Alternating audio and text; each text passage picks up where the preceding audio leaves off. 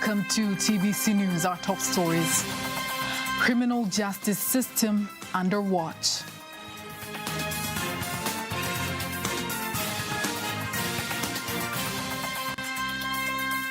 Three bills signed into law.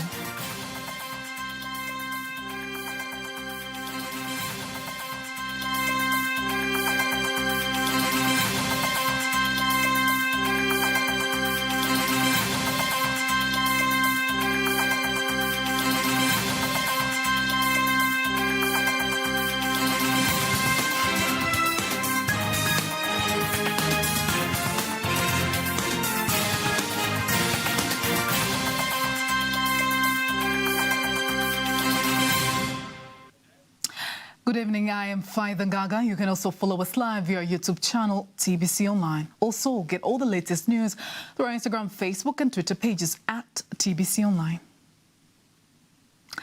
President Dr. Samia Suluhu Hassan has instructed the criminal justice system to conduct and administer criminal justice based on the principles of law, professionalism, integrity, as well as a nation's traditions and customs. Dr. Samia was launching the commission to probe ways to strengthen criminal justice institutions in the country at Chamwino State House in Dodoma. Katika kipindi cha miongo kadhaa, mfumo wa haki jinai nchini umevurugika. Over the decades, the criminal justice system in the country has been disrupted. And this has resulted from neglecting moral systems in the country. Each institution has its own ethical system, but it has become a problem to conform to these systems. As a result, people without power have been losing their rights. The authority to control and fight against drugs is very important. We should look at the police force. If you talk to 100 people, then 70 will point fingers at the police force.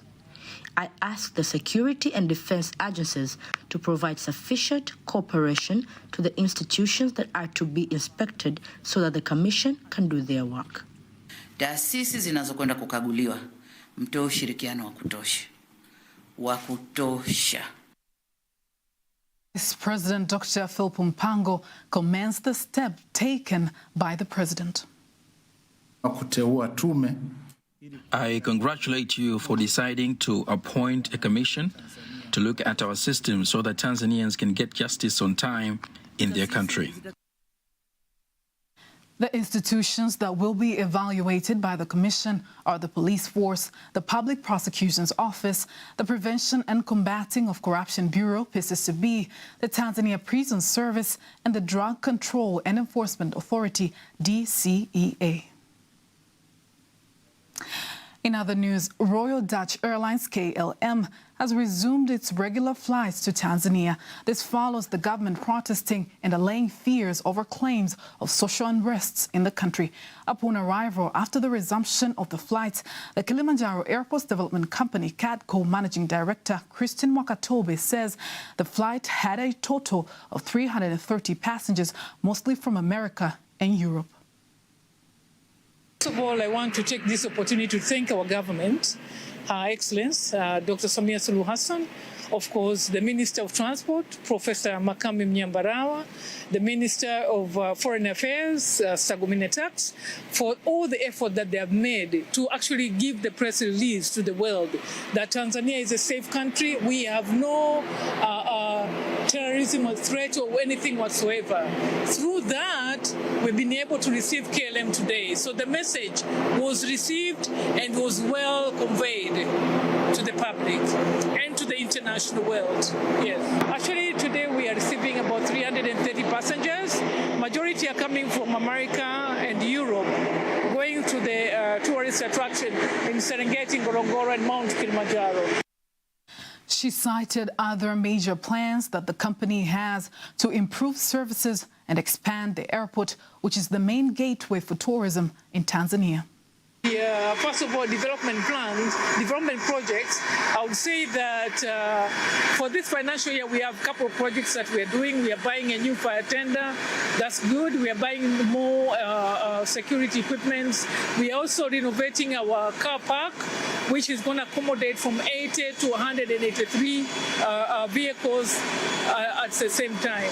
But at the same time, next financial year, we'll look into more projects that we have in place once we start the next financial year. Yes. On their side, the passengers, who most are tourists, expressed their delight upon arrival in Tanzania.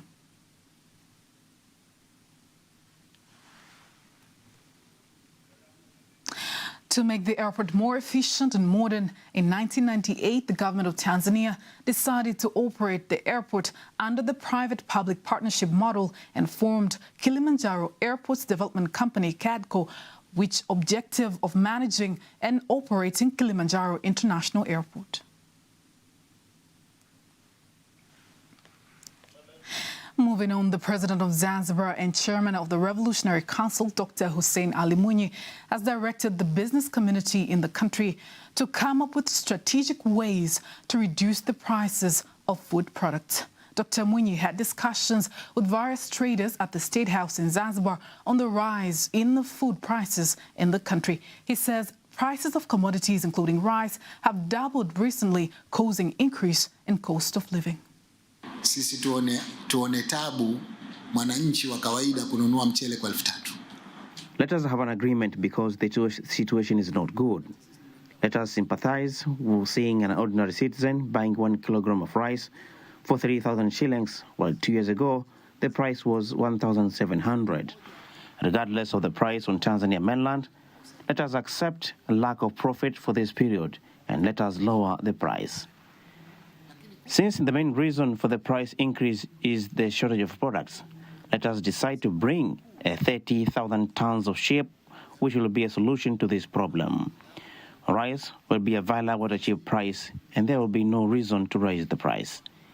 If we can afford bringing 30,000 tons of cement, then rice should be brought in the same amount. Let us sit as businessmen and see how we can help each other, because rice is an important food product in Zanzibar, but the price is too high. I want us to go back to the original price of 1,700. It may be difficult due to several issues, but we should not reach double the price. Natamani nione tumerudi kwenye bei yetu 1,700. Has advised the traders to unite when shipping commodities and use larger cargo ships that can accommodate more than 30,000 tons instead of the smaller ones, a move that will also help to decrease the congestion in the port.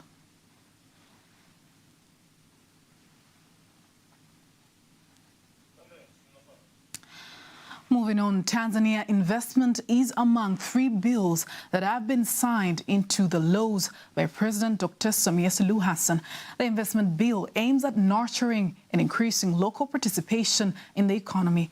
The 3 bills were tabled and passed by MPs last year, which include the Personal Information Protection Bill and the Bill for Miscellaneous Amendments No. 3, Act 2022. Dr. Tulia says the bills will now be recognized as the Tanzania Investment Law of 2022, the Personal Information Protection Law of 2022, and the Law of Change of Various Laws No. 3 of 2022.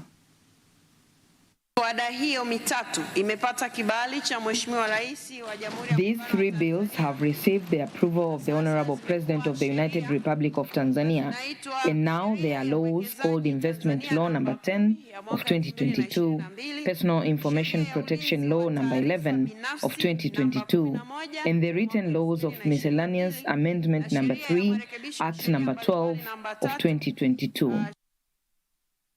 According to the Speaker, the laws have already started applying in accordance with the legal system of the country.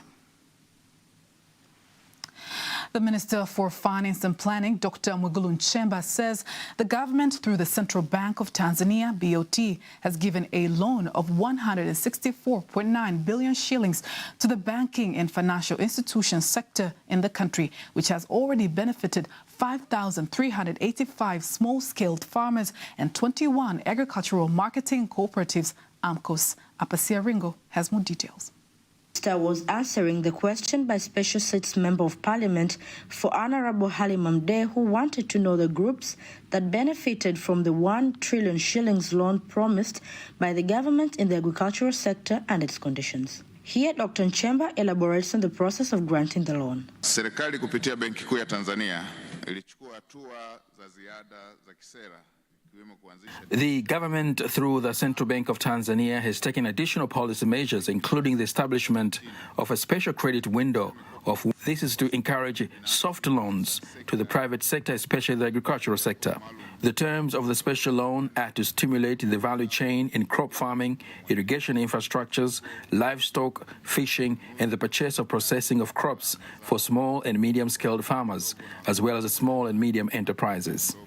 The banks and the financial institutions are required to provide loans not exceeding 1 million shillings for each farmer at less than 10% interest rate. He also explained on the interest rate to be charged by the banks. Mikopo hii hawakopeshi kwa 10%. These loans are not to be given at exactly 10% interest rate. And as I said earlier, they should be given at a rate not exceeding 10%. So what we set is from 9% and below. Deputy Permanent Secretary, Ministry of Health, Dr. Saif Shekalare, urges the 12 countries participating in the AIDS prevention program for children to come up with resolutions and strategies that will protect the children from the infections. Here's a report by Henry Mabumo, read by Lulua Mohammed. It is the first preliminary international technical meeting that involves 12 countries in preparation for the launch of the Unity of Nations to stop HIV infection to children by 2030. Opening the meeting, Dr. Shekalage calls for coordinated efforts to eradicate the HIV infections to children by 2030. Children are the leaders of tomorrow. Children are the fathers and mothers of tomorrow. They can't speak by themselves. We have to speak for them. So this gathering and all the declarations that will come up, it's very important for the future leaders of tomorrow and the parents of tomorrow. We are all fathers and mothers here, and we know what is important for the children. The head of the AIDS unit of the United Nations Children Organization, UNICEF in Tanzania, Edgar Lungu, asked the countries to change their responsibility of preventing HIV transmission for children through action, including the implementation of the Dar es Salaam resolution that is expected to be presented in February this year. We know that this is a commitment that all the countries are willing to take forward. Our core is beyond commitment to action. What we said today, what we affirm tomorrow, as we take forward, should really translate to action to end the AIDS among children and adolescents and women. Speaking on behalf of the Tanzanian Parliament, the chairman of the Parliamentary Standing Committee on AIDS, Fatma Taufik, promises to advise the government to increase the AIDS prevention budget among children by 2030. On behalf of the Parliament, we'll keep on advocating and advising the government to allocate more budget in order to end the contamination of HIV/AIDS to end children by 2030. 12 countries have met for a 2-day meeting that aims at adopting an international strategy that will enable the zero of HIV infection to children by 2030. Now let's take a look at the energy sector, where the Director General of Tanzania Electricity Company, TANESCO, Maharage Chande, says the electricity generation in the country has increased subsequently, reducing the deficit of 300 megawatts that occurred last year. Mr. Chande made the remark when he met with journalists in Dar es Salaam earlier today. Kuimarika kwa hali ni kutokana na kukamilika kwa hatua zote za muda mfupi. This improvement is caused by the completions of all the short-term processes and the many mid-term processes. For instance, the Kinyerezi 2 station is complete. We have also been able to produce 45 megawatts of the electricity by 24 November last year. We have also completed the repairing 2 machines at the Ubungo Plant 3.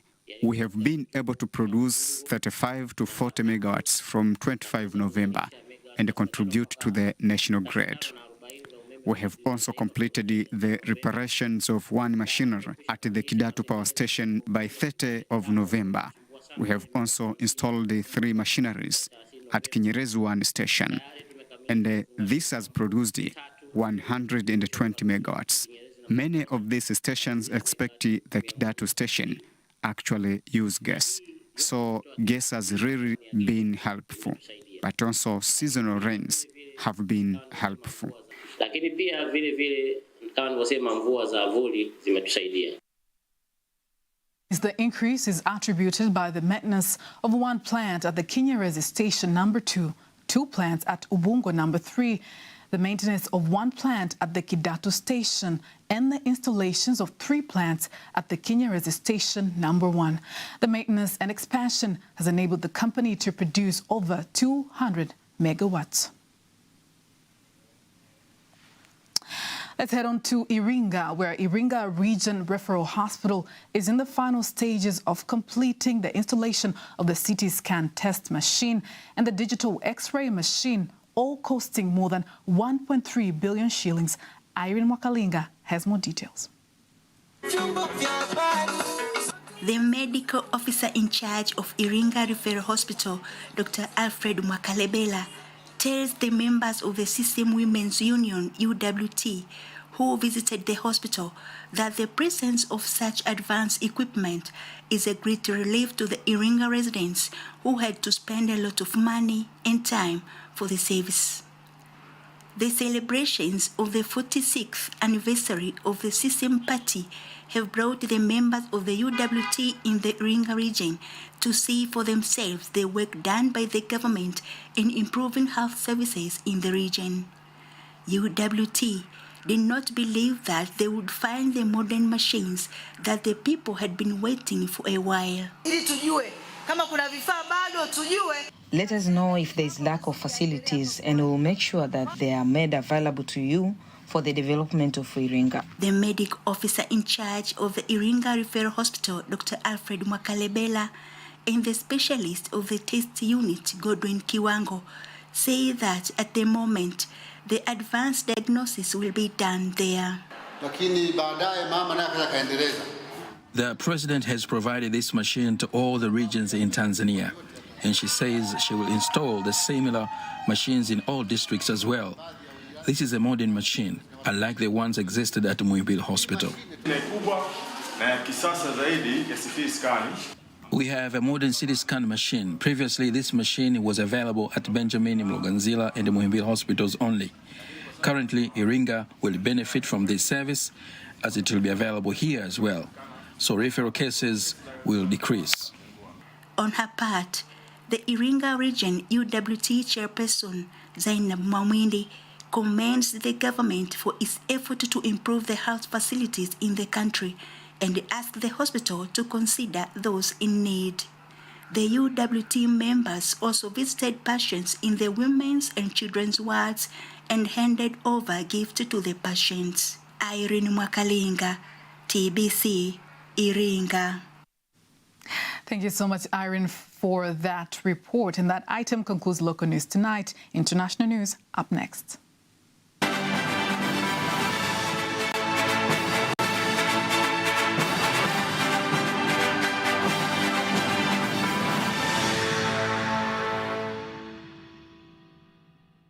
Chama cha Mapinduzi, CCM, has expressed its satisfaction with the execution of existing projects at the port of Dar es Salaam, including the project of a large facility to receive fuel ships and the large DMGP project that aims to improve the efficiency of the port.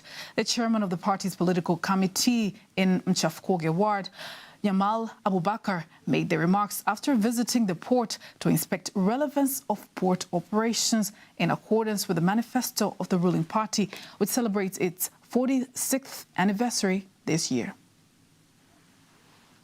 We are receiving our visitors who came here to the Dar es Salaam port to see our development and operational activities.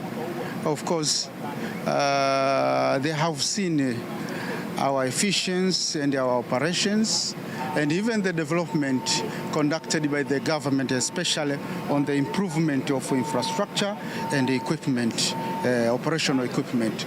As you have seen here, we have 2 SSG intending to increase the capacity of the port, especially on the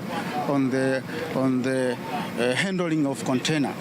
Of course, they have satisfied with our clarification and even the effort of the government put here in the Dar es Salaam.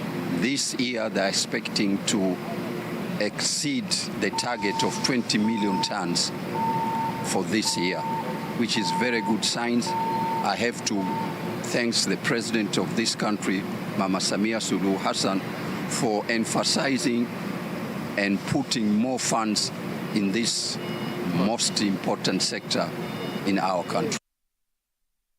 The director of the Dar es Salaam port, Mrisho Selemani, explains that the goal is to serve more than 20 million tons of cargo every year, and at the moment, more than 60% of the cargo goes to neighboring countries. And we had a technical difficulty. Now, international news is coming up next.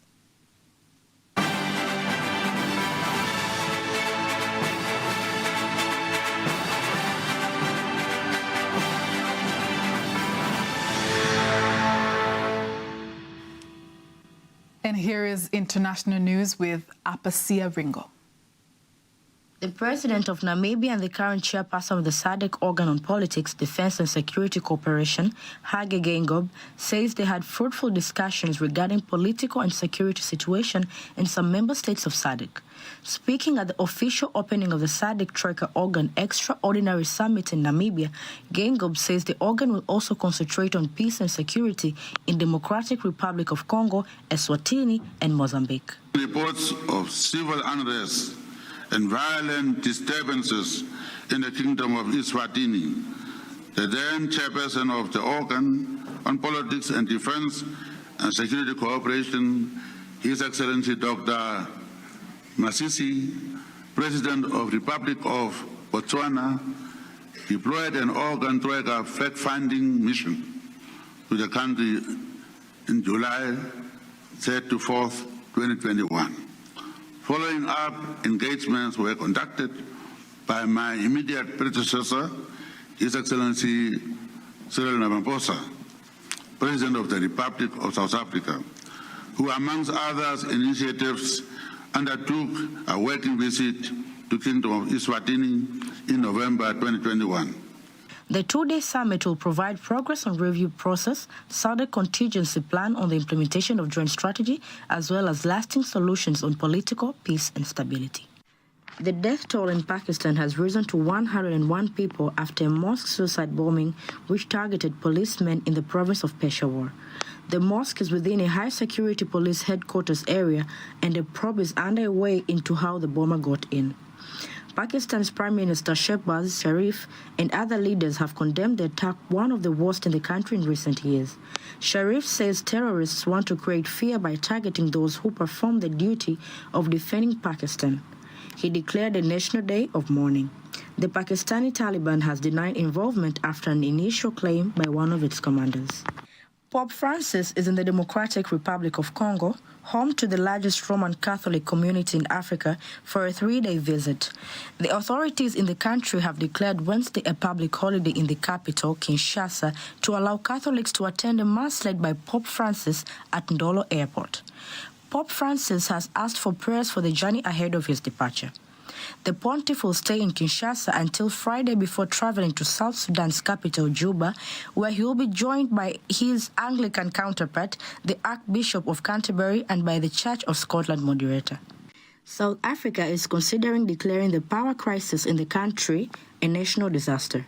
President Cyril Ramaphosa of South Africa says the governing ANC party had recommended that a national state of disaster be declared to ensure sufficient resources were allocated to alleviate the problem. He says it will be similar to the state of disaster declared in 2020 to manage the effects of the COVID pandemic.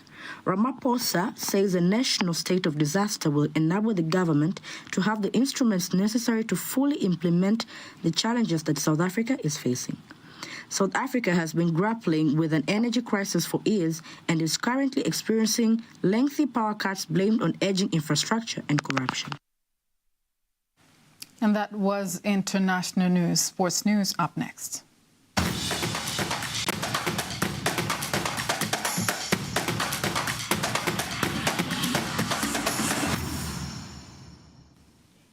And in sports news, the president of Dar es Salaam Young Africans Yanga, engineer Hersi Saidi, says they are planning to have good strategies in order to control fake jerseys in the market, specifically the new kits for CAF tournament. Engineer Hersi believes jerseys piracy hinders the development of the club.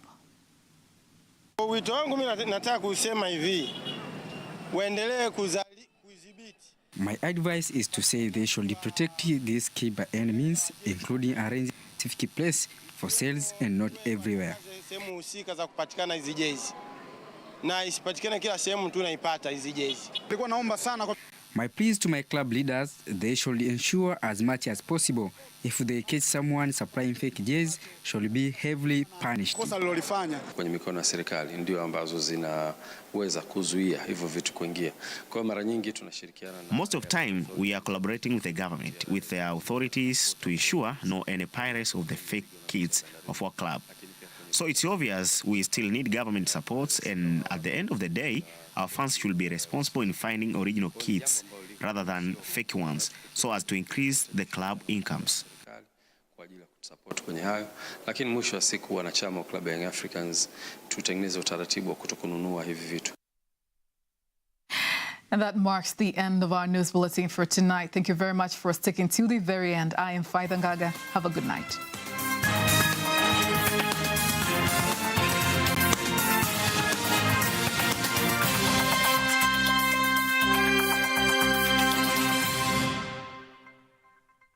Kipindi cha Mizani wiki hii tutakuwa na